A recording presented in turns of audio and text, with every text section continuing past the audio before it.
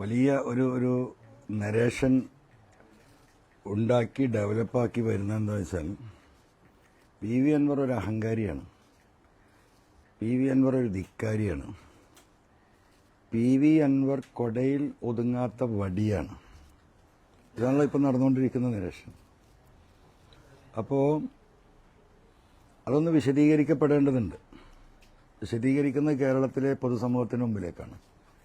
ജനങ്ങൾക്ക് ഈ കാര്യങ്ങൾ അസസ് ചെയ്യാനുള്ള ഒരു പൊതുസമൂഹം നമ്മുടെ നാട്ടിലുണ്ടല്ലോ. അതുകൊണ്ടാണ് ഇങ്ങനെ ഒരു എന്താ പറയുക വിശദീകരിക്കേണ്ട ഒരു സാഹചര്യം വരുന്നത്. നമ്മൾ കുറച്ച് പുറകോട്ട് പോകേണ്ടതുണ്ട്. കാരണം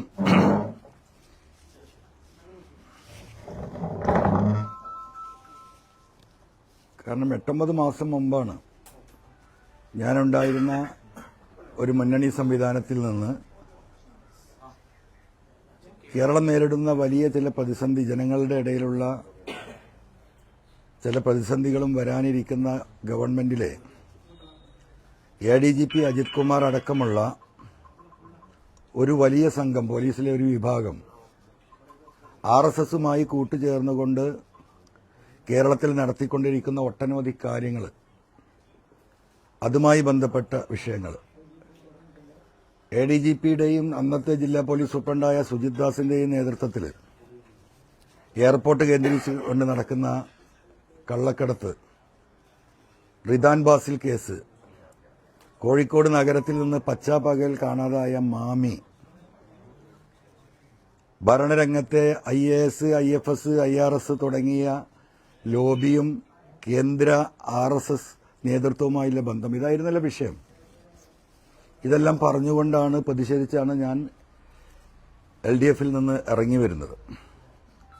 ഒരു ഘട്ടത്തിൽ എന്നെ കള്ളക്കടത്തുകാരനായി ചിത്രീകരിക്കപ്പെടുന്ന ഒരവസ്ഥ പോലും ഉണ്ടായി. നിങ്ങൾക്കറിയാം, ബഹുമാനപ്പെട്ട മുഖ്യമന്ത്രിയെ ഈ കള്ളക്കടത്തിന് നേതൃത്വം നൽകിയിരുന്ന ADGP അജിത് കുമാർ തെറ്റിദ്ധരിപ്പിച്ച് ഈ കള്ളക്കടത്തുകാരുടെ പിന്നിൽ PV അൻവറാണ് എന്ന് അദ്ദേഹത്തെ ധരിപ്പിച്ചതിന് ശേഷം അദ്ദേഹം അങ്ങനെ ഒരു സ്റ്റേറ്റ്മെന്റ് നടത്തുകയുണ്ടായി. ഞാൻ വിശദീകരിക്കുന്നില്ല. അപ്പോൾ ഞാൻ നിന്നിരുന്ന പ്രസ്ഥാനത്തിൽ എന്നെ കള്ളനാക്കുന്ന ഒരു ഘട്ടം വരുമ്പോഴാണ് നിജസ്ഥിതി കേരളത്തിലെ ജനങ്ങളോട് പറയേണ്ട ബാധ്യത എനിക്ക് വന്നത്. അങ്ങനെയുള്ള കുറച്ച് കാര്യങ്ങളുണ്ട്. അങ്ങനെയാണ് ഞാൻ ആ ഒരു ഘട്ടത്തിൽ മാറി വരുന്നത്. മാറി വന്നതിന് ശേഷം കേരളത്തിലൊരു വലിയ വനനിയമ ഭേദഗതി ബില്ല് വന്നു. ഏറ്റവും കൂടുതൽ രൂക്ഷമായ പ്രശ്നങ്ങൾ, വന്യമൃഗ പ്രശ്നം കേരളത്തിൽ ഉള്ള ഒരു പ്രദേശം കൂടിയാണ് നിലമ്പൂർ. ആ ബില്ല് എന്ന് പറയുന്നത് വനനിയമ ഭേദഗതി ബില്ലായിരുന്നു. ആ ഭേദഗതി ബില്ല് എന്ന് പറയുന്നത് ഇന്ന് ഫോറസ്റ്റ് ഉദ്യോഗസ്ഥന്മാർക്ക് ഒരാളെ അറസ്റ്റ് ചെയ്ത് പോലീസ് സ്റ്റേഷനിൽ ഹാജരാക്കാതെ നേരിട്ട് ഹാജരാക്കാൻ ഉള്ള അധികാരമില്ല. ആയുധങ്ങൾ ഉപയോഗിക്കാനുള്ള അധികാരമില്ല. ഒരു പോലീസ് ഫോഴ്സിന്റെ എല്ലാ ശേഷിയും സംസ്ഥാന ഫോറസ്റ്റ് ഉദ്യോഗസ്ഥർക്ക് നൽകിക്കൊണ്ടുള്ള അമെൻമെന്റ് ആയിരുന്നു അതിലൊരു പ്രധാന ഭാഗം. എന്ന് പറഞ്ഞാൽ ഇന്ന് ഈ മലയോര മേഖലയാകെ ജനങ്ങളും ഫോറസ്റ്റ് ഡിപ്പാർട്ട്മെന്റുമായിട്ട് എന്നും പ്രതിഷേധങ്ങളും പ്രശ്നങ്ങളും സമരങ്ങളുമാണ്. ഒരു മനുഷ്യനെ ആന ചവിട്ടിക്കൊന്നാൽ അതിന് പ്രതിഷേധിക്കുന്ന മനുഷ്യരെ വീട്ടിൽ പോയി അറസ്റ്റ് ചെയ്ത് മജിസ്ട്രേറ്റിന്റെ മുമ്പിൽ ഹാജരാക്കാതെ DFOയുടെ മുന്നിൽ ഹാജരാക്കി അദ്ദേഹത്തിന്റെ സ്റ്റേറ്റ്മെന്റ് റെക്കോർഡ് ചെയ്ത് നേരിട്ട് റിമാൻഡ് ചെയ്യാനുള്ള എന്താ പറയാ കാർഡൻ നിയമമായിരുന്നത്. ആ നിയമത്തെ നമ്മൾ എതിർത്തു. ഇന്ന് നമ്മളെ കുടിവെള്ളം വരുന്നത് മുഴുവൻ പുഴകളാണ്. ആ പുഴകൾ ആരംഭിക്കുന്നത് ഒട്ടുമിക്കതും ഫോറസ്റ്റിൽ നിന്നാണ്. അപ്പോൾ ഫോറസ്റ്റിൽ നിന്ന് ആരംഭിക്കുന്ന പുഴയായതുകൊണ്ട് ആ പുഴ അറബിക്കടലിൽ എത്തുന്നത് വരെയുള്ള ആ വെള്ളത്തിന്റെ അവകാശം ഫോറസ്റ്റ് ഡിപ്പാർട്ട്മെന്റിന് കൈമാറുന്നതായിരുന്നു അതിലെ മറ്റൊരു വലിയ വിഷയം. അത് കൈമാറപ്പെട്ടാൽ നമുക്ക് ഇന്നിപ്പോ ഒരാൾക്കും ഒരു തുള്ളി കുടിവെള്ളം എടുക്കാൻ പോലും പുഴയിൽ നിന്ന് സാധിക്കില്ല. ഇവിടുത്തെ ഗ്രാമപഞ്ചായത്തുകളും മുനിസിപ്പാലിറ്റിയും പല സ്ഥലങ്ങളിലും കോർപ്പറേഷൻ ഉൾപ്പെടെ ഉപയോഗിക്കുന്ന വെള്ളം എന്ന് പറഞ്ഞാൽ പുഴകളിലെ വെള്ളമാണ്. അതിന്റെ മുകളിൽ റെസ്ട്രിക്ഷൻസ് വരും. അതിൽ നിന്ന് ഫോറസ്റ്റിന്റെ NOC വേണ്ടി വരും. എന്ന് പറഞ്ഞാൽ കുടിവെള്ളത്തിന് പോലും റേഷൻ കടയെ സമീപിക്കേണ്ട അവസ്ഥയിലേക്ക് കേരളം എത്തുന്ന അത്രയും ജനവിരുദ്ധമായിട്ടുണ്ടായിരുന്ന ഒരു ബില്ലായിരുന്നു. അതിന് നമ്മൾ ശക്തമായി എതിർത്തു. അതിനെ എതിർക്കുന്നതും ഇങ്ങനെ ഒരു ബില്ല് വരുന്നുണ്ട് എന്നും കേരളത്തിലെ ജനങ്ങളോട് അന്ന് ഞാനാണ് വിളിച്ചു പറയുന്നത്. ആ ബില്ല് പബ്ലിഷ് ചെയ്തില്ല, പത്രത്തിൽ പരസ്യം ചെയ്തില്ല. ജനങ്ങളോടുള്ള അതിനുള്ള പ്രതികരണം തേടിയില്ല. ഗസറ്റിൽ പബ്ലിഷ് ചെയ്തുകൊണ്ട് നിയമസഭ പോലും അറിയാതെ ഒളിച്ചു കടത്തിയ നിയമസഭയിൽ MLA-മാർ ഉച്ചഭക്ഷണം കഴിക്കുന്ന സമയത്ത് അത് പാസ്സാക്കിയെടുക്കാനുള്ള നിഗൂഢമായ നീക്കത്തെ അന്ന് ആ സമരത്തിലൂടെയാണ് ഞാൻ പൊളിക്കുന്നത്.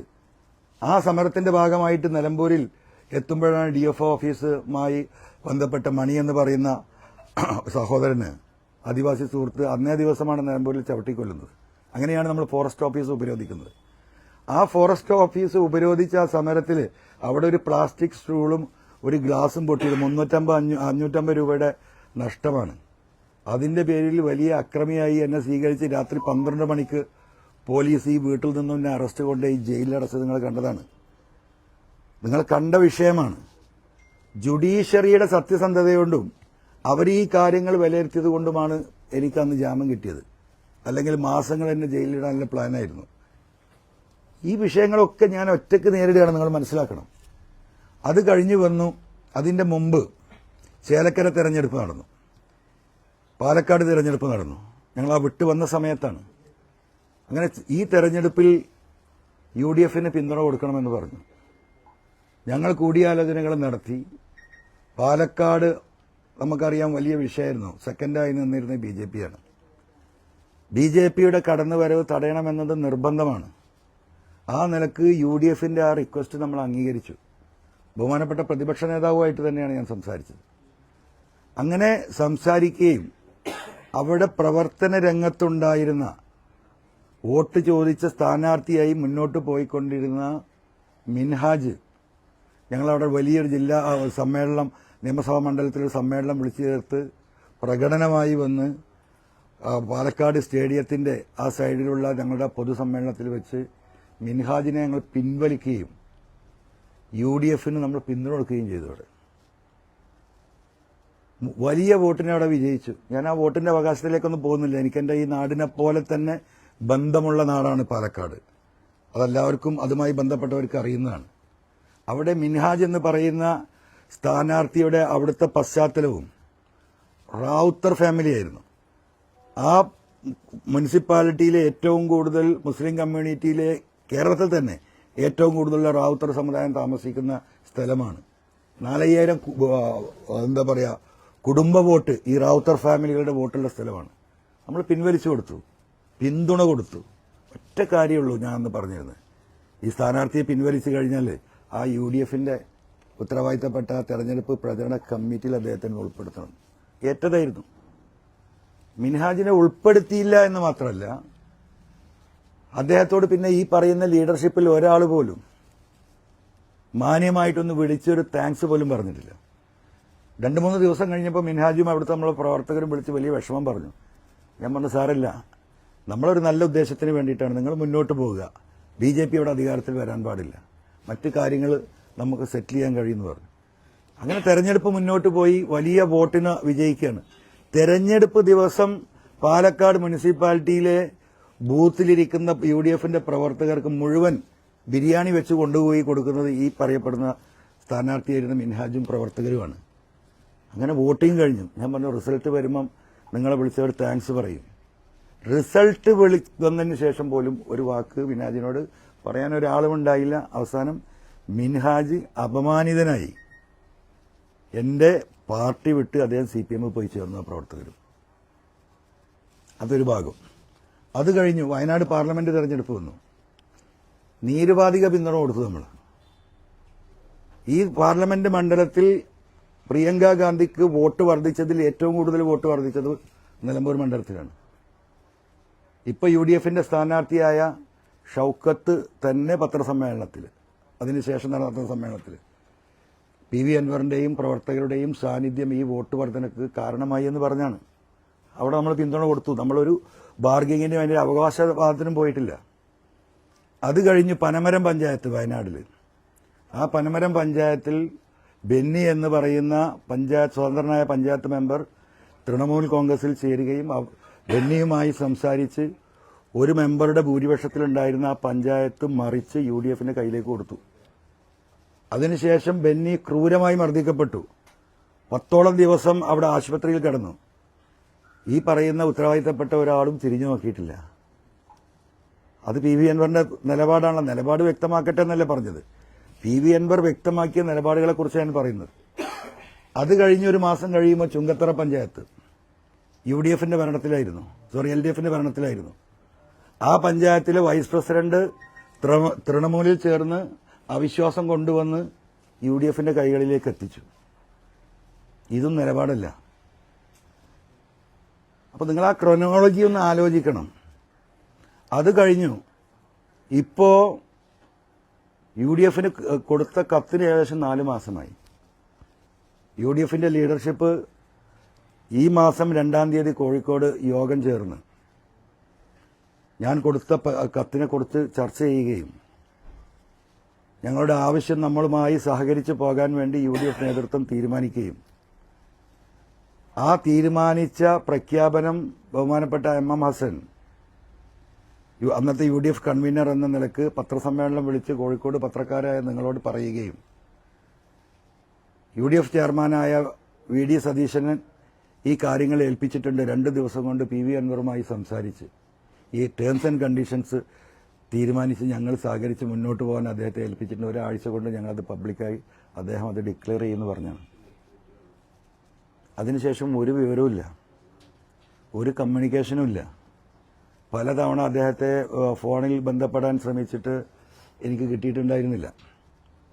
പിന്നെ ഈ മാസം 15-ാം തീയതി അദ്ദേഹത്തിൻ്റെയും എൻ്റെയും ഒരു കോമൺ സുഹൃത്തായ എറണാകുളത്തെ ഒരു സുഹൃത്ത് വഴി അദ്ദേഹത്തെ ബന്ധപ്പെടുകയും കഴിഞ്ഞ 15-ാം തീയതി അദ്ദേഹവുമായി ആ സുഹൃത്തിൻ്റെ വീട്ടിൽ വെച്ച് വിശദമായി കാര്യങ്ങൾ സംസാരിക്കുകയും കേരളത്തിലെ രാഷ്ട്രീയത്തെ എങ്ങനെ കൊണ്ടുപോകണമെന്ന ഞങ്ങളുടെ വ്യക്തമായ കാഴ്ചപ്പാടുകൾ 2026-ൽ ഈ ഗവൺമെന്റിനെ താഴെ ഇറക്കാൻ എടുക്കേണ്ട നിലപാടുകളും കാഴ്ചപ്പാടുകളും വിശദമായിട്ട് വളരെ ഫ്രീ ആയിട്ട് അദ്ദേഹവുമായി ചർച്ച ചെയ്യുകയും ഉച്ചഭക്ഷണം കഴിച്ച് അവിടുന്ന് പിരിയുന്ന സമയത്ത് ഈ 15-ാം തീയതി ആ സുഹൃത്തിന്റെ മുന്നിൽ വെച്ച് ബഹുമാനപ്പെട്ട പ്രതിപക്ഷ നേതാവ് നാളെ അല്ലെങ്കിൽ മറ്റന്നാൾ ഞാൻ ഇത് പത്രസമ്മേളനം വിളിച്ച് പറയും.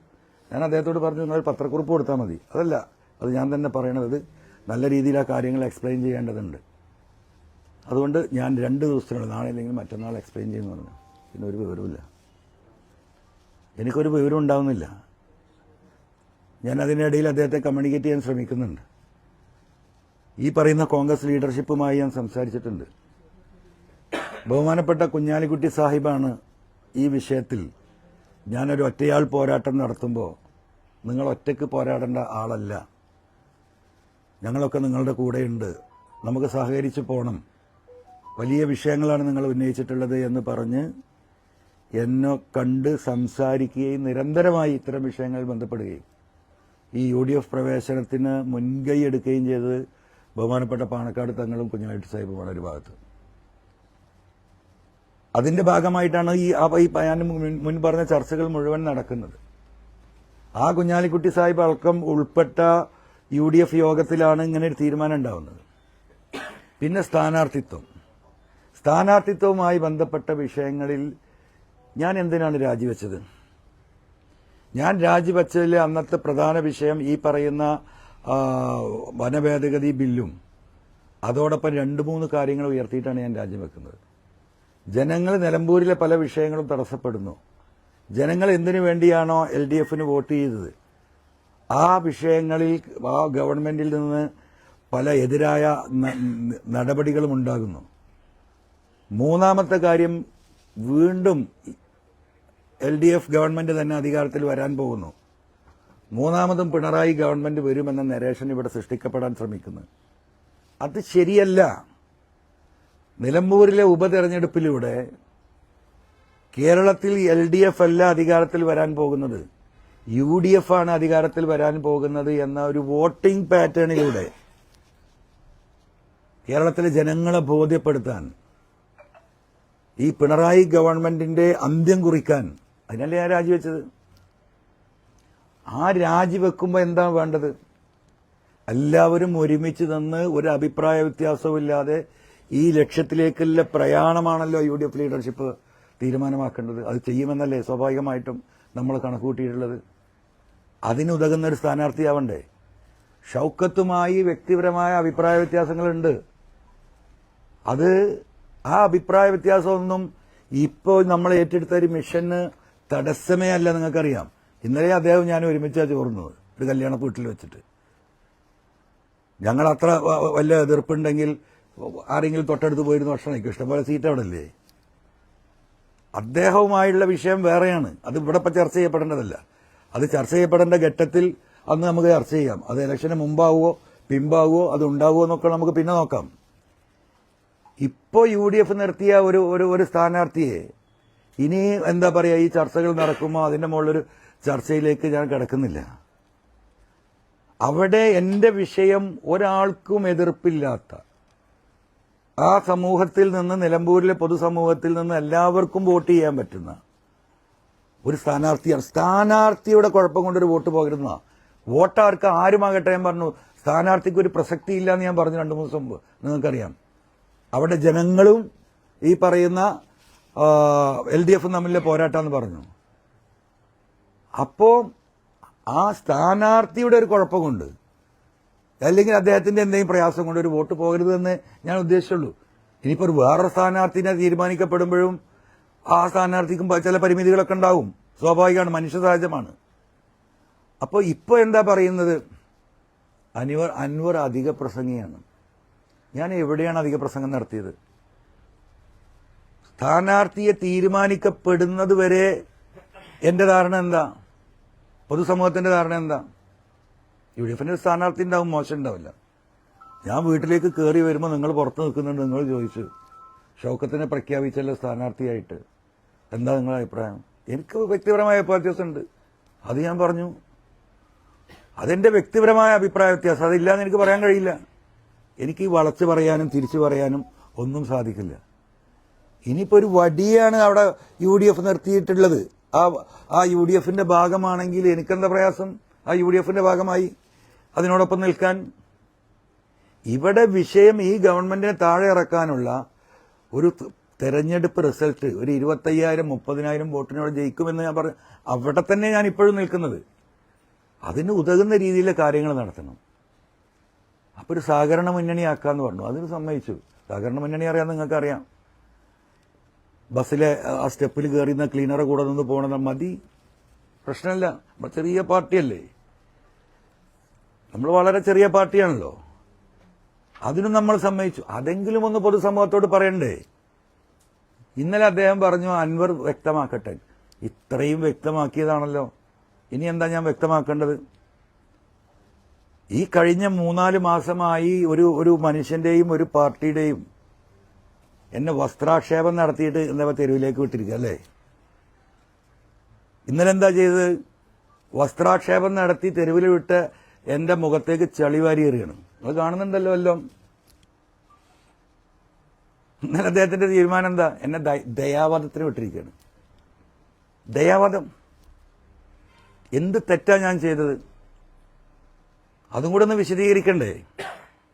നിങ്ങൾക്കറിയോ, ഈ മലപ്പുറം ജില്ലയിൽ 1,86,000 ചെറുപ്പക്കാരും മിഡിൽ ഏജിലായിട്ടുള്ള ആളുകളും പാസ്പോർട്ട് എടുക്കാനും ഉള്ള പാസ്പോർട്ട് പുതുക്കാനും കഴിയാതിരിക്കുക. എന്താ അറിയോ? ഈ സുജിത്താസും അജിത് കുമാറും ഉണ്ടാക്കി പോയ കേസുകൾ, പെറ്റി കേസുകൾ, ബൈക്കിൽ 3 ആൾ പോയതിന്, ഹെൽമെറ്റ് ഇല്ലാത്തതിന്, വണ്ടി പാർക്ക് ചെയ്തതിന് 1,86,000. അത് ഞാൻ ചൂണ്ടിക്കാണിച്ചതാണോ ഞാൻ ചെയ്ത തെറ്റ്? ഈ മലയോര മേഖലയിലെ ഈ മനുഷ്യന്മാരനുഭവിക്കുന്ന പ്രശ്നം, ആ നിയമ ഭേദഗതി ബില്ല് അതിനെതിരെ എതിർത്ത് ജയിലിൽ പോയതാണോ ഞാൻ ചെയ്ത തെറ്റ്? അതുപോലെ വിശദീകരിക്കപ്പെടണം. ഒരു ജില്ലയാകെ ഏറ്റവും വലിയ വർഗീയവാദികളും വിഘടനവാദികളുമായി രാജ്യത്തിന്റെ മുന്നിൽ, രാജ്യത്തിന്റെ പാർലമെന്റിൽ അവതരിപ്പിക്കാൻ RSSനോടൊപ്പം കൂട്ടുചേർന്ന് നിന്ന അജിത് കുമാർ ആ വിഷയം കേരളത്തിന്റെ സമൂഹത്തിന്റെ മുമ്പിലേക്ക് പറഞ്ഞതാണോ ഞാൻ വിഷയം? ഇതാണല്ലോ PV അൻവർ അധിക പ്രസംഗിയല്ലേ? ജനങ്ങൾക്ക് വേണ്ടി പറയുമ്പോൾ ഞാൻ അധിക പ്രസംഗിയാണ്. ജനങ്ങൾ ആലോചിക്കട്ടെ. ജനങ്ങളാണ് ഇതിൽ തീരും. ഞാൻ എന്ത് അധിക പ്രസംഗമാണെങ്കിൽ എനിക്ക് ഇനി അത് പറയേണ്ടി വരും. ജനങ്ങൾക്ക് വേണ്ടി ആണ് ഞാൻ സംസാരിച്ചത്. ഇപ്പോ ഒരു എന്താ പറയാ, നിയമസഭാ സാമാജികനാകാൻ വേണ്ടിയിട്ടുള്ള വെപ്രാളാണല്ലോ നമ്മൾ ഈ കണ്ടുകൊണ്ടിരിക്കണല്ലേ. ഉള്ളത് ഞാൻ എന്താ പറയാ സമൂഹത്തിന്റെ മുമ്പിലേക്ക് വലിച്ചെറിഞ്ഞു പോകുന്നതിനാ. അധികാരമുണ്ടെങ്കിൽ എനിക്ക് അവിടെ നിന്നാ മതിയല്ലോ. സുജിത് ദാസ് എന്ന് പറയുന്ന IPS ഓഫീസർ എന്റെ കാല് പിടിക്കുന്നത് നിങ്ങൾ കേട്ടതാണല്ലോ. സാറേ 30 കൊല്ലം എനിക്ക് ഇനിയും സർവീസ് ഉണ്ട്, സാറിന്റെ കൂടെ ഞാൻ ഉണ്ടാവും, സാറ് പറയണ എന്ത് ജോലി ഞാൻ ചെയ്യും, ദയവായി എന്നെ ഉപദ്രവിക്കരുത്, ആ മരക്കേസ് മരം പോയ നിങ്ങൾ കൊടുത്ത പരാതി ദയവായി ഒന്ന് പിൻവലിക്കണം. അല്ലേ? എന്തെല്ലാം ഇട്ടെറിഞ്ഞു ഞാൻ. എന്റെ ജീവന് വല്ല സംരക്ഷണമുണ്ടോ? ഞാൻ സർവശക്തനായ ദൈവത്തിൽ എന്താ പറയാ അർപ്പിച്ച് നടക്കുന്നവനായതുകൊണ്ടാണ് ഞാൻ ഈ ഭൂമി കൂടെ എപ്പോഴും നടക്കുന്നത്. 4 ഗവൺമെന്റ്മാരുണ്ടായിരുന്നു, പിൻവലിച്ചില്ലേ? വീടിന് സംരക്ഷണം ഉണ്ടായിരുന്നു, പിൻവലിച്ചില്ലേ? എന്തെല്ലാം ഞാൻ നേരിടുന്നുണ്ട്. 3-4 സ്റ്റാഫിന് സർക്കാർ ശമ്പളം കൊടുക്കുന്നുണ്ടായിരുന്നു, എല്ലാം പോയില്ലേ? എന്തിനേറെ പറയുന്ന എന്റെ പാർക്ക് വിഷയം നിങ്ങൾക്കറിയാം. അത് 5-6 കൊല്ലം കേസ് കൂടി സുപ്രീം കോടതി നടക്കും. കേസ് കൂടി ജിയോളജിക്കൽ സർവേ ഓഫ് ഇന്ത്യയിലെ ഏറ്റവും വലിയ അതോറിറ്റിയാണ് ഭൂമി സംബന്ധമായി പറയേണ്ടത്. ആ ജിയോളജിക്കൽ സർവേ ഓഫ് ഇന്ത്യ ഇവിടെ വന്ന് സർവേ നടത്തി ഇതിനൊരു കുഴപ്പമില്ല എന്ന് പറഞ്ഞ് കേരളത്തിലെ ഡിസാസ്റ്റർ മാനേജ്മെന്റിന് റിപ്പോർട്ട് കൊടുത്തിട്ട് ആ റിപ്പോർട്ടിന്റെ അടിയിൽ ആ പാർക്ക് പ്രവർത്തിക്കാൻ ഫംഗ്ഷൻ ചെയ്യാൻ ഡിസാസ്റ്റർ മാനേജ്മെന്റിന്റെ മന്ത്രി കൂടിയാണ് ബഹുമാനപ്പെട്ട മുഖ്യമന്ത്രി. അദ്ദേഹത്തിന്റെ ഒരു സിഗ്നേച്ചർ മതി. ആ ഫയൽ മേശപ്പുറത്ത് കിടക്കുമ്പോഴാണ് ഈ പ്രശ്നങ്ങൾ ഉണ്ടാക്കണം. എനിക്കെന്താ 4 ദിവസം മാറിക്കൂടെ ഇരുന്നോ? 4 ദിവസം കഴിഞ്ഞിട്ട് എനിക്ക് പറഞ്ഞാൽ മതിയായിരുന്നല്ലോ, ആ ഒപ്പിട്ട് വാങ്ങിയിട്ട്. ഇനി എന്താ നഷ്ടപ്പെടാൻ ബാക്കി? ഈ കാര്യങ്ങൾ മുഴുവൻ നമ്മൾ സഹിക്കുകയാണ്. 28 കേസുണ്ട് PV അൻവറിന്റെ പേരിൽ. അറിയുള്ളത് എങ്ങനെ 28 കേസുണ്ടായത്? ഈ ഗവൺമെന്റിനെതിരെ പറഞ്ഞ് ഇറങ്ങിയതിന് ശേഷം ഈ പറയുന്ന ആർക്കെങ്കിലും ഒരു കേസുണ്ടോ? ഒറ്റ കേസ്. P ശശി കൊടുത്ത തലശ്ശേരിയിലെ കേസ് വിചാരണ ആരംഭിച്ചു. കഴിഞ്ഞ 17-ാം തീയതി എനിക്ക് പോകാൻ പറ്റിയിട്ടില്ല, ലീവ് കൊടുത്തിരിക്കുകയാണ്. അപ്പോ ഇതെല്ലാം അനുഭവിച്ച് നിൽക്കുകയാണ്. അപ്പൊ ഇപ്പോഴും ഞാൻ നയം വ്യക്തമാക്കിയിട്ടില്ല, മനസ്സിലായില്ലേ? കാല് പിടിക്കുമ്പോൾ മുഖത്ത് ചവിട്ടുക എന്ന് പറഞ്ഞില്ലേ? അപ്പൊ ഞാൻ ഈ കാല് പിടിക്കാനില്ല. ഞാൻ ഈ കാല് പിടിച്ചിരുന്ന കേരളത്തിലെ ജനങ്ങൾക്ക് വേണ്ടിയാ. എനിക്ക് ഒരു അധികാരവും വേണ്ട. അങ്ങനെയൊക്കെ ഉണ്ടല്ലോ ഒരു തെറ്റിദ്ധാരണ. എന്താ പറയുക, ചില ആളുകളുടെ ധാരണ കത്രികപ്പൂട്ട് എന്ന് പറയും നമ്മൾ പണ്ടത്തെ ആളുകൾ. ഇങ്ങനെ കുടിക്കിയാൽ ഇവിടെ പിണറായി ആണല്ലോ, അപ്പൊ ഇവിടുന്ന് ഒരു ഇതാണ് കത്രികപ്പൂട്ട്. ഈ കത്രികപ്പൂട്ടിൽ ഇട്ടിട്ട് ഇങ്ങനെ ആക്കിയാൽ ആരായാലും എന്തെങ്കിലും പറയല്ലോ, സഹായിക്കും. അത് പറയണോ? അങ്ങനെ വിചാരിക്കേണ്ടവര് PV അൻവർ ഈ മനുഷ്യനെ ഞാൻ ഭൂമിയിൽ ഇരിക്കാനാ ഉദ്ദേശിക്കുന്നത്. ഉയർന്ന പീഠത്തിൽ ഇരിക്കാൻ ആഗ്രഹമുള്ളവരുണ്ടാവും.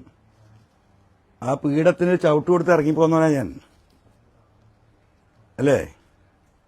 നിലമ്പൂരിലെ ജനങ്ങൾക്കറിയാലോ, നിലമ്പൂരിലെ ജനങ്ങൾക്കറിയല്ലോ, കേരളത്തിലെ ജനങ്ങൾക്കറിയാലോ.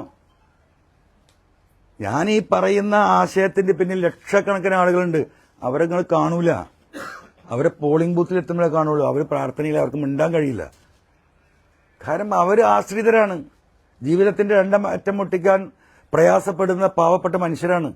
അതിലെല്ലാ ജാതിയും എല്ലാ മതവും എല്ലാ രാഷ്ട്രീയക്കാരും ഉണ്ട്.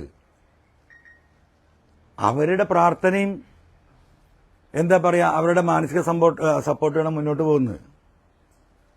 ഈ ഗവൺമെന്റിനെതിരെ വസ്തുനിഷ്ഠമായിട്ട് ഇത്രയും കാര്യങ്ങൾ ജനങ്ങളെ മുന്നിൽ ബോധ്യപ്പെടുത്താൻ ആർക്കാ സാധിച്ചിട്ടുള്ളത്? നിങ്ങൾക്കൊന്ന് സത്യസന്ധമായി ആലോചിച്ചേക്ക്. ഇവിടെ ഇന്ന് ചർച്ച ചെയ്യപ്പെടുന്ന പിണറായി സമടക്കം മിനിഞ്ഞാന്ന് ഞാൻ പത്രസമ്മേളനം നടത്തിയല്ലോ. നാഷണൽ ഹൈവേ കേരളത്തിൽ ഇന്ത്യയിലെ ചരിത്രത്തിൽ ആദ്യമായിട്ട് നാഷണൽ ഹൈവേക്ക് പൈസ കൊടുത്തത് ഞങ്ങളൊരു ഗവൺമെന്റായി എന്ന് പറഞ്ഞാണ് നിരന്തരമായി ഇവിടെ വാദം നടത്തി പ്രചരണം നടത്തിക്കൊണ്ടിരിക്കുന്നത്. മിനിഞ്ഞാന്ന് ആ കടലാസ് ഞാൻ തരുമ്പോഴല്ലേ കേരളത്തിലെ ഇന്ത്യയിലെ 13 സംസ്ഥാനങ്ങൾ 50%, 100% കൊടുത്തു തരണം. ഈ പറയുന്ന ഉത്തരവാദിത്തപ്പെട്ടവരൊക്കെ ഒരു കടലാസിട്ട് വന്ന ജനങ്ങളെ ബോധ്യപ്പെടുത്താൻ. ഈ സർക്കാരിന്റെ മോശപ്പെട്ട എല്ലാ പ്രവർത്തികളും എന്ത് മോശപ്പെട്ടത് എന്താണെന്നൊന്ന് പറയണ്ടേ? ഇവിടെ പ്രോഗ്രസ് റിപ്പോർട്ട് ഇറക്കി. ആരാ കൗണ്ടർ ചെയ്തത്? എന്തെല്ലാം കൗണ്ടർ ചെയ്യാൻ അതിലുണ്ട്? ഇതിനൊന്നും ആർക്കും സമയമില്ല. എല്ലാ തീരുമാനത്തിന്റെ അടിസ്ഥാനം വേറെയാണ്. ഞാൻ ഇപ്പൊ പറയുന്നില്ല, പറയേണ്ട ഘട്ടം വരും. അപ്പം ഇനി ഞാൻ എന്ത് ചെയ്യണം? കേരളത്തിലെ ജനങ്ങൾ പറയട്ടെ. അപ്പം എനിക്ക് ഇനി ഈ കാര്യങ്ങൾ സംസാരിക്കാനുള്ളത് ഈ പറയുന്ന കോൺഗ്രസിന്റെ ഒരു വലിയ നേതാവ് ഇവിടെ ഉണ്ടല്ലോ, അതാരാ? K C Venugopal. നിങ്ങൾക്കറിയാം. അദ്ദേഹമായി ഈ വിഷയം ഈ രീതിയിൽ ഇതുവരെ ഞാൻ പങ്കുവച്ചിട്ടില്ല. എനിക്കിനി അദ്ദേഹത്തിലെ പ്രതീക്ഷ. അദ്ദേഹമാണല്ലോ ഇന്ത്യയിൽ മുഴുവൻ ഓടി നടന്ന് കോൺഗ്രസ് തന്നെ ഈ പാർലമെന്റ് തെരഞ്ഞെടുപ്പോട് കൂടി അവസാനിക്കുമെന്ന കോൺഗ്രസിനെ 40 സീറ്റിൽ നിന്ന് 200 സീറ്റിലേക്ക് എത്തിക്കാൻ സാധിച്ചത് അദ്ദേഹത്തോട് ഈ വിഷയം എനിക്ക് സംസാരിക്കാനുണ്ട്. എനിക്ക് കുറച്ച് എന്റെ ഗ്രീവിയൻസ് പറയാനുണ്ട്. മുസ്ലിം ലീഗ് ലീഡർഷിപ്പിന് ഇനി ഒന്നും എന്താ പറയാ, അവർക്ക് ഇത് പുറത്ത് ബോധ്യപ്പെടുത്തില്ല. അവർ പറയേണ്ടതൊക്കെ അവർ പറഞ്ഞു കഴിഞ്ഞാൽ അവരെന്താ പറയാ. ബഹുമാനപ്പെട്ട പ്രതിപക്ഷ നേതാവ് അദ്ദേഹത്തിന് കഴിയുന്ന അത്ര ഓടുന്നുണ്ട്, അദ്ദേഹം പ്രവർത്തിക്കുന്നുണ്ട്. ഇതെല്ലാം കൂടെ ഒരു ഇതിനൊരു ഐക്യപ്പെടണ്ടേ? എത്ര പാർട്ടിയുണ്ട് UDF-ൽ ഘടകകക്ഷികളെന്ന് ആലോചിച്ച് നോക്കൂ. ഫോർവേഡ് ബ്ലോക്ക് ഞാൻ പറയണ്ടല്ലോ. ഇപ്പൊ ഇവിടെ കുന്നമംഗലത്തൊരു എന്താണ് പ്രവാസി കോൺഗ്രസ് എന്ന് പറഞ്ഞു, ഘടകകക്ഷിയാണ്. നിങ്ങൾക്ക് ആർക്കെങ്കിലും അറിയോ? ആ പാർട്ടി കമ്പ്യൂട്ടറിൽ മാത്രമാണ്, ഇത് സോഫ്റ്റ്വെയറിൽ മനുഷ്യന്മാരില്ല. ഘടകകക്ഷിയാണ്. ഇവിടെ 20 കിലോമീറ്റർ ഉള്ളൂ നിലമ്പൂരിൽ നിന്ന് ഗൂഡല്ലൂർക്ക്, തമിഴ്നാട്ടിലേക്ക്. അവിടെ ഈ പറയുന്ന കോൺഗ്രസും CPM-ഉം DMK-യും TMC-യും എല്ലാം ഒന്നാണ്. അപ്പൊ എന്ത് ന്യായമാണ് ഇതിനൊക്കെ? ഓരോ സംസ്ഥാനത്തും നടക്കുന്ന രാഷ്ട്രീയ അലയൻസുകൾ നമുക്കറിയില്ലേ? അപ്പൊ എന്താണ് ഞാൻ ചെയ്ത കുറ്റം? ഇനി ഞാൻ എന്ത് ചെയ്യണം? ആരെ കാല് പിടിക്കണം ഈ ഗവൺമെന്റിന് താഴെ ഇറക്കാൻ? എനിക്കൊരു ചുക്ക് നിങ്ങൾ തരണ്ട. എന്റെ കൂടെ കുറെ മനുഷ്യന്മാരുണ്ട്. അൻവർ നയം വ്യക്തമാക്കട്ടെ എന്ന് പറഞ്ഞാൽ അൻവറിന് ഇനി നയം വ്യക്തമാക്കണമെങ്കിൽ എന്റെ പാർട്ടി ലീഡർഷിപ്പുമായിട്ട് ആലോചിക്കണം. എന്നെ വിശ്വസിക്കുന്ന കുറെ ആളുകളുണ്ട് ഈ സംസ്ഥാനത്തിന്റെ പല ഭാഗത്തും. എനിക്കൊരു പാർട്ടിയുണ്ട്, AITC. പാർലമെന്റിലെ 3ാമത്തെ പാർട്ടിയാ. 42 MP-മാരുള്ള, 200ഓളം MLA-മാരും മുഖ്യമന്ത്രിയുള്ള. അവരോട് എനിക്ക് സംസാരിക്കണ്ടേ? ഓരോ ദിവസവും അവർ വിളിച്ചുകൊണ്ടിരിക്കുകയാണ്. UDF മെനിയാന്ന് സ്ഥാനാർത്ഥി അനൗൺസ് ചെയ്ത് കണ്ടിട്ട് അവർ വിളിച്ചു, എന്തായി നമ്മുടെ കാര്യം? നമ്മൾ അണ്ടർ ഡിസ്കഷനിലാണ്, it's going on, we will inform you. അപ്പോൾ അവർ പറഞ്ഞത് നിങ്ങൾ നാണം കെട്ട ഒരു തീരുമാനത്തിന് പോകണ്ട, you go and give the nomination, Didi will come there. TMC ഇവിടെ സ്ഥാനാർത്ഥിയെ നിർത്തിയാൽ ബംഗാൾ മുഖ്യമന്ത്രി മമതാ ബാനർജി തെരഞ്ഞെടുപ്പ് പ്രചരണത്തിന് വരും. 10 മന്ത്രിമാരെ അയച്ചു തരാമെന്ന് പറഞ്ഞിട്ടുണ്ട്. 10 ministers, whatever MPs you required, you give me the details. കേരളത്തിൽ പരിചിതമായ രാജ്യത്തിന്റെ പാർലമെന്റിൽ അതിശക്തമായി സംസാരിക്കുന്ന MP-മാരുണ്ട്. അവർ വരും പ്രചരണത്തിന്. They are ready to support us. ഇതൊക്കെ നിൽക്കുമ്പോഴും എന്താ അറിയോ, നമ്മൾ ലക്ഷ്യം വെച്ചൊരു സംഗതിയുണ്ട്, ആ ലക്ഷ്യത്തിന് വേണ്ടി നീങ്ങുക. അപ്പൊ ദയാവധത്തിന് വിട്ടിരിക്കുകയാണ്. അപ്പൊ എനിക്ക് ഇനി സംസാരിക്കാനുള്ളത് ബഹുമാനപ്പെട്ട KC വേണുഗോപാലിനോടും കോൺഗ്രസിന്റെ ഉന്നത നേതാക്കന്മാർ എന്നെ ബന്ധപ്പെടുന്നുണ്ട്. ഞാനിത് പ്രചരിപ്പിക്കാൻ പോലില്ല. ബഹുമാനപ്പെട്ട K സുധാകരൻ മിനിയാന്ന് കണ്ട വിവരം ഞാൻ നിങ്ങളോടാരും പറഞ്ഞിട്ടില്ല. അദ്ദേഹം പറയുമ്പോഴാണ് നിങ്ങൾ അറിയുന്നത്. ബഹുമാനപ്പെട്ട രമേശ് ചെന്നിത്തല നിരന്തരമായി ഈ കാര്യങ്ങൾ സംസാരിച്ചുകൊണ്ടിരിക്കുന്നുണ്ട്. ഇപ്പൊ ഇന്നലെ നോക്കൂ നിങ്ങൾ, Kozhikode DCC president Praveen, KPCC general secretary Jayanth, CMPയുടെ നേതാവ് നമ്മുടെ MVR ഹോസ്പിറ്റലിന്റെ ചെയർമാനായ ദാസേട്ടൻ ഇന്നലെ ഇവിടെ വന്നല്ലോ ഉച്ചക്ക്, നിങ്ങൾ കണ്ടതാണല്ലോ. അവർക്ക് എന്തിനാ വരുന്നത്? അവർക്ക് എന്താ പറയാ, ആ കോൺഗ്രസിനോടുള്ള സ്നേഹവും വ്യക്തിപരമായി എന്നോടുള്ള ബന്ധവും UDF ഇവിടെ വരണമെന്നുള്ള താല്പര്യത്തിലാണ് വരുന്നത്. അപ്പൊ അത് നമ്മൾ മനസ്സിലാക്കണ്ടേ? പ്രവീൺ ഇന്ന് കേരളം കണ്ട ഏറ്റവും വലിയ DCC ഓഫീസാണ്. നിങ്ങൾ കണ്ടതാണല്ലോ. നിങ്ങൾ 5-8 കോടി രൂപ കോൺഗ്രസ്സുകാരിൽ നിന്നും ജനങ്ങളിൽ നിന്നും പിരിച്ച് ഇങ്ങനെ ഒരു DCC ഓഫീസ് ഉണ്ടാക്കാൻ കഴിയുമെന്ന് പ്രൂവ് ചെയ്ത ജനകീയനായ നേതാവാ, ജനങ്ങളുടെ ഇടയിൽ ജയിക്കുന്നവനാ. ഒപ്പത്തിനൊപ്പം ജയന്തുണ്ട്, KPCC ജനറൽ സെക്രട്ടറി. ഇവരൊക്കെ വർക്ക്, ഇവർ വന്നു പോയി. നമ്മൾ വല്ലതും പറഞ്ഞോ? അവർ സുഹൃത്ത് സംഭാഷണത്തിൽ വന്ന K മുരളീധരൻ 10 വട്ടം എന്നെ വിളിച്ചിട്ടുണ്ട്. പാവം, നിങ്ങൾ സൈക്കി, നിങ്ങൾ അഡ്ജസ്റ്റ് ചെയ്യുമെന്ന് പറഞ്ഞിട്ട്. അപ്പൊ ഇതൊക്കെ നടക്കുന്നുണ്ട്. മുസ്ലിം ലീഗിന്റെ നേതാക്കന്മാർ ഇന്നലെ 2 പ്രാവശ്യം കണ്ടു ഞാൻ. വൈകുന്നേരം വഹാബ് MP-യുടെ വീട്ടിൽ വെച്ച് കണ്ടു. പ്രയാസമുണ്ട് അവരിത് പറയുമ്പോൾ നമുക്ക് എന്ത് ചെയ്യും? അപ്പോ ഇനിയുള്ള കാര്യങ്ങൾ ഞാൻ ഈ പറഞ്ഞതുപോലെ ബഹുമാനപ്പെട്ട KC വേണുഗോപാലിനെ കൂടി കണ്ട് സംസാരിച്ച് ഇതിനൊരു പരിഹാരം ഉണ്ടാക്കാൻ കഴിയുമെന്ന് ഞാൻ നോക്കും. മുസ്ലിം ലീഗ് ലീഡർഷിപ്പിനോട് ഞാൻ ഇന്നലെ പറഞ്ഞിട്ടുണ്ട്. അങ്ങനെ ഒരു പരിഹാരം, മാന്യതയൊന്നും വേണ്ട. നമ്മൾ അഴിച്ചുവിട്ട മുണ്ടും ഷർട്ടൊക്കെ ഉണ്ടല്ലോ, നഗ്നനായി നടക്കാണല്ലോ PV എന്ന് പറയും, അതൊന്നും ഉടുക്കാൻ. അപ്പൊ നോക്കാം നമുക്ക്.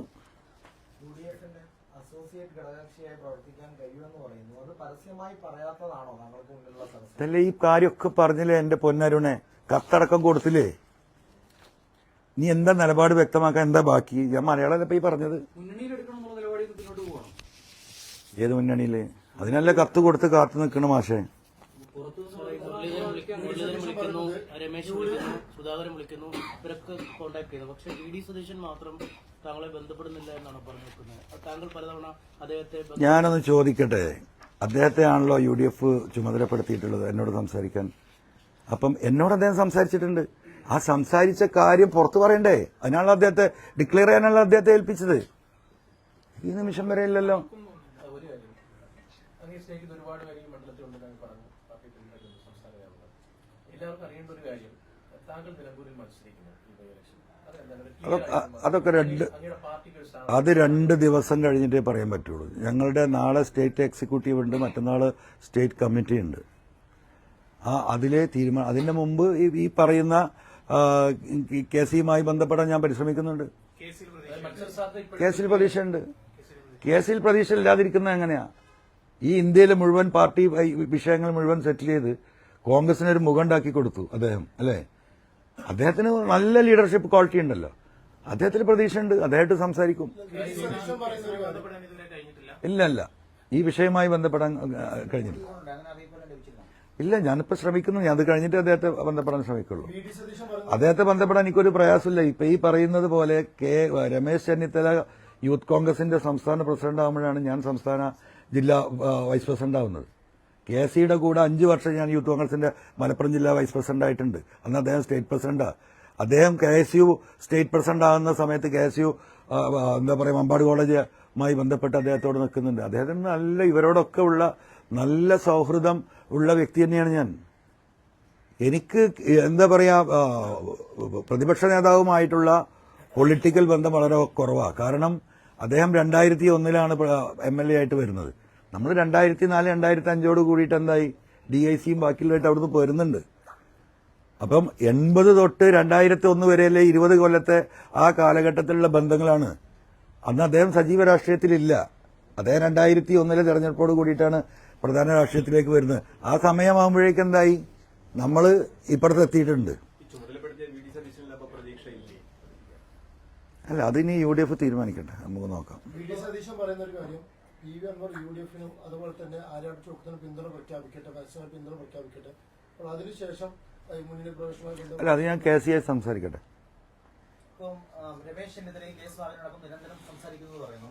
അപ്പോൾ പലതവണ ഈ കത്ത് കൊടുത്തു, സംസാരിച്ചു, ഈ നിലപാട് വ്യക്തമാക്കാൻ VD സതീശനോട്. അപ്പൊ അദ്ദേഹം വ്യക്തിപരമായിട്ട് തീരുമാനമായിട്ട് തോന്നുന്നുണ്ടോ? UDF പൊതു തീരുമാനമല്ലാന്ന് തോന്നുന്നുണ്ടോ?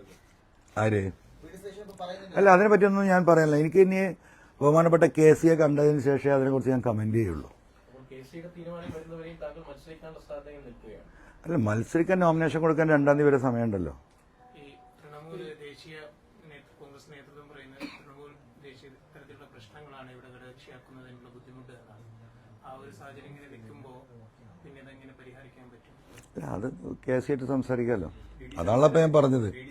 ഇപ്പൊ ഈ ഫോർവേഡ് ബ്ലോക്ക് അടക്കം പല സംഘടനകളും അപ്പുറത്ത് നിൽക്കുന്നൊക്കെ ഇവിടെ ഒരുമിച്ചുണ്ടല്ലോ, അല്ലേ? എന്താണ്, ഒരു പ്രവാസി കോൺഗ്രസ് അടക്കം. അപ്പൊ അതിലും താഴെയാണോ PV അൻവർ? അതാണല്ലോ അതിന്റെ അടിസ്ഥാനം. മാർക്കറ്റിൽ കൂട്ടാനേ പറ്റാത്ത ചൊറിയും ചിരങ്ങും പിടിച്ചൊരുത്തനല്ലേ ഇതിന്, അല്ലേ? അതാണല്ലോ. ആയിക്കോട്ടെ, അങ്ങനെയാണോ ഞാൻ എന്ന് എനിക്ക് KCയോടൊന്ന് ചോദിക്കണ്ടേ?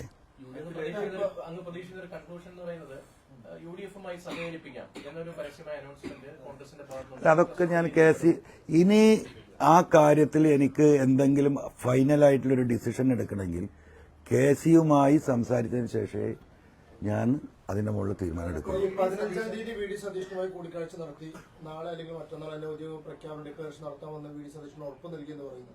പിന്നെ എന്തുകൊണ്ടാണ് വി ഡി സതീശൻ അതിൽ നിന്ന് പിന്നോട്ട് പോയെന്ന് കരുതുന്നത്?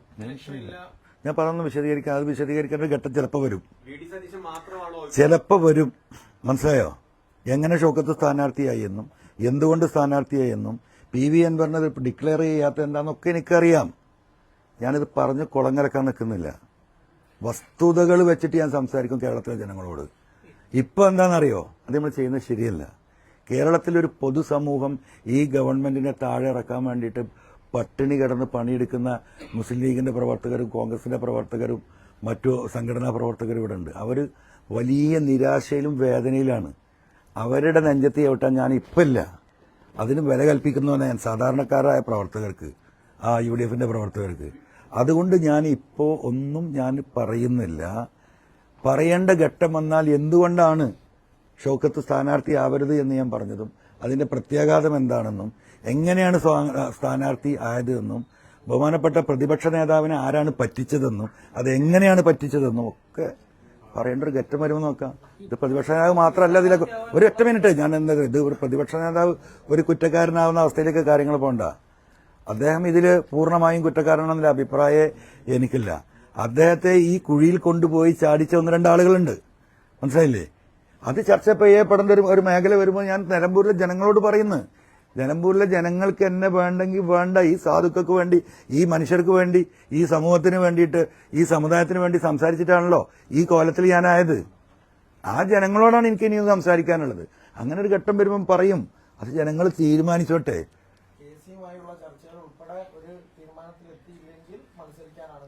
ഒരു സംശയം കരുതണ്ട, ഒരു സംശയം കരുതണ്ട. TMCയുടെ സ്ഥാനാർത്ഥി ഉണ്ടാവും, മത്സരിക്കും. മമതാ ബാനർജി വരും, അവരുടെ മന്ത്രിമാർ വരും, അവരുടെ MP-മാർ വരും. പൊളിറ്റിക്സ് പച്ചയായിട്ട് നമ്മൾ പറയും, ജനങ്ങളുമായി സംവദിക്കും. ഒരു തർക്കവും കാര്യത്തിലില്ല.